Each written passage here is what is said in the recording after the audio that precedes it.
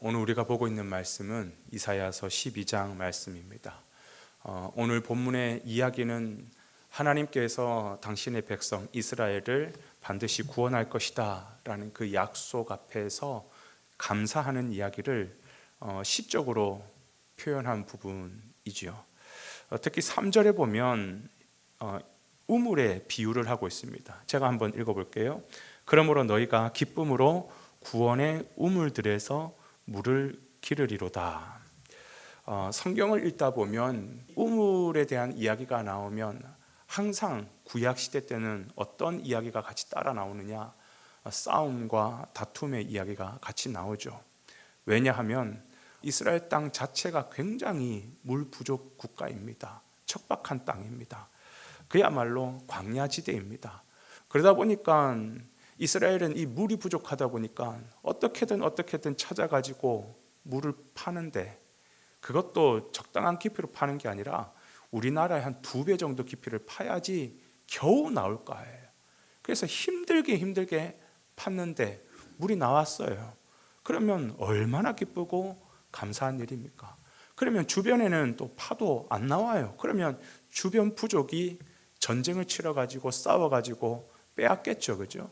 그리고 이거 우물 때문에 뺏기고 빼앗기는 싸움 이야기가 끊임없이 나오는 것입니다. 그래서 우리가 잘 알고 있는 그 이삭의 축복이라고 하는 의미도 뭐냐? 우물의 축복인 겁니다. 우물의 축복. 우리의 생명을 하나님께서 지고 있다. 너의 생명을 내가 붙들고 있다. 너가 어디를 가든지, 심지어 너 대적들에게서 쫓겨나든지 간에 내가 너를 붙들겠다. 내가 너와 함께 하겠다. 이게 주님께서 이삭에게 주시는 축복인 것이죠. 그렇습니다. 우리도 하나님 안에서 참된 복을 얻으려면 우물의 축복을 받아야 되는데, 특별히 오늘 이사야서 12장 3절에는 무슨 비유로 표현하고 있냐면 구원의 우물이라는 비유로 표현을 하고 있습니다.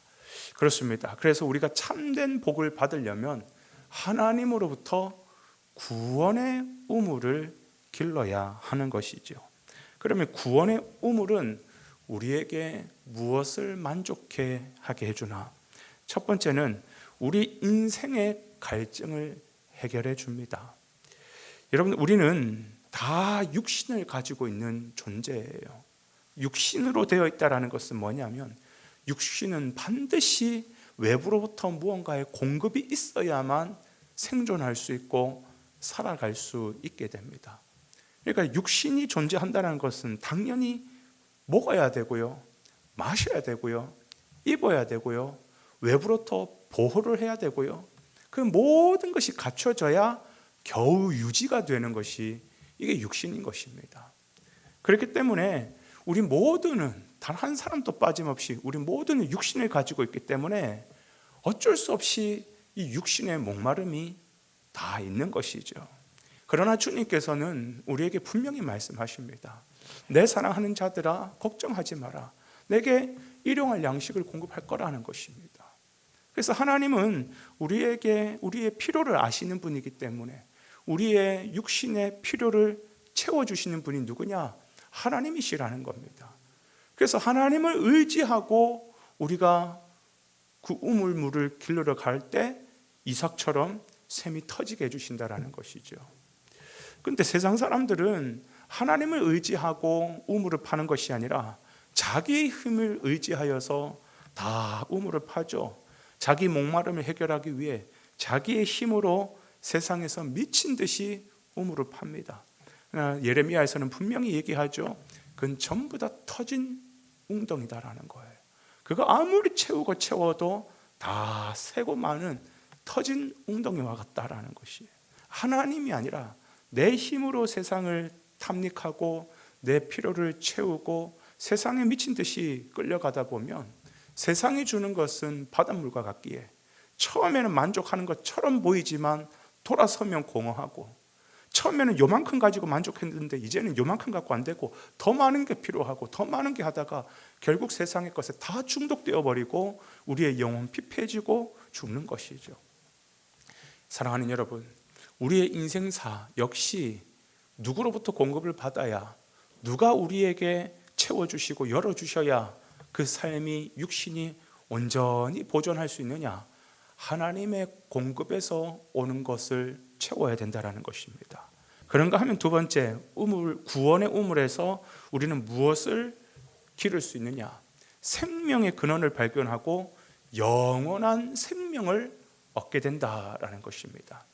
육신의 목마름을 채우는 정도가 아니라 생명을 얻는데요, 그 생명도 유한한 생명이 아니라 영원한 생명, 하나님을 쫓아서 영원한 생명 가운데 들어가게 된다라고 얘기를 합니다.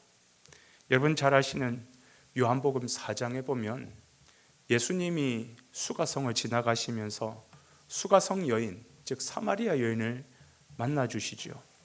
그 여인은 참 사람으로부터도 사랑을 받아야 되는데도 불구하고 사람에게서 버림을 받아요.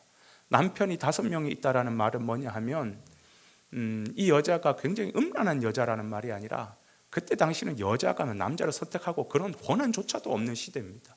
남자가 이 여자를 데리고 아내로 살다가 마음에 안 들면 그냥 갖다 버리는 거예요. 5번이나 버림을 당했다라는 것이죠. 사람과의 관계가 다 끊어졌습니다. 그러니까 아무도 찾지 않는 그 시간에 우물을 기르러 혼자서 나가는 거죠. 그러니까 그 여자는 사람으로부터도 버림을 받았고 하나님으로부터도 버림받은, 나는 쓸모없는 인간, 살아도 의미 없는 인생, 허무한 인생, 그런 영적인 목마름에 꽉 메어가지고 하루하루를 거의 연명하듯이 살아가고 있는 여인이죠.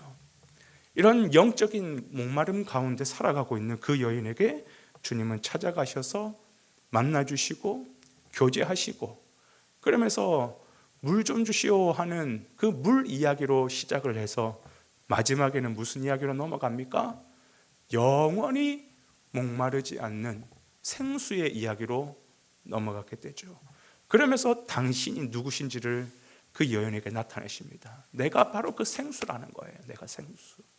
이 생수를 마시는 자는 영원히 목마르지 않는다라고 주님 말씀하시면서 그 여인이 구원의 은혜, 영원한 생명, 그죠? 단순히 이 물 하나 마시면 오늘 하루의 생명은 유지할 수 있지는 모르겠지만 이 물 없으면 내가 죽는 거거든요. 근데 예수 안에서 영원한 생명의 생수를 마시니까 나는 이제 영원히 죽지 않는 영생을 가진 축복의 여인으로 바뀌는 것이에요. 이 생수에 대한 주님의 언급은 뿐만 아니라 초막절 마지막 날 성전에서도 일어서셔서 크게 외치시면서 이런 말씀을 하셨죠. 누구든지 목마르거든 내게로 와서 마셔라. 나를 믿는 자는 그 배에서 생수의 강이 흘러나오리라 라고 말씀을 하셨어요. 예수 안에 생수가 흘러나오는 것이에요. 예수 안에 영원한 영생이 있는 것입니다. 다시 말하면 예수님은 우리의 궁극적인 영혼의 목마름을 해결해 줄 수 있는 생수이십니다. 예수님이 우리의 생명의 근원이신 것이죠. 그래서 오늘 하루의 삶을 살아갈 때도 우리는 누구 안에서 살아가는 거예요? 예수 생명 안에서 살아가는 것이에요. 여러분이 가지고 있는 그 생명, 그 귀한 생명, 예수 그리스도께서 주신 거라고 한다면 어떤 사람도 두려워하지 말고 내가 만나는 그 모든 소중한 사람들에게 생명을 함께 나누어 줄 수 있는 그런 귀한 여러분 되시기를 간절히 소망합니다.